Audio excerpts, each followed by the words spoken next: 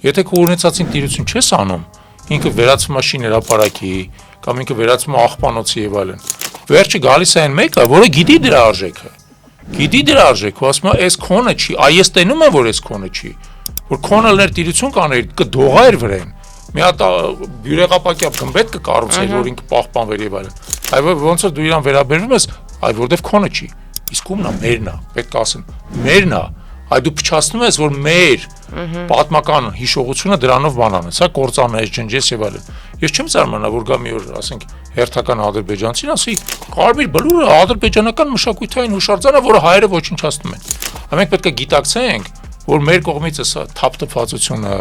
անտարբերությունը սեփական հարստության, սեփական գանձի ու ժառանգության նկատմամբ բերում է նրան, որ այդ գանձը, ժառանգությունը անցնում է նրան, ով պատրաստ է յուրացնի, տիրություն անի եւ այլն։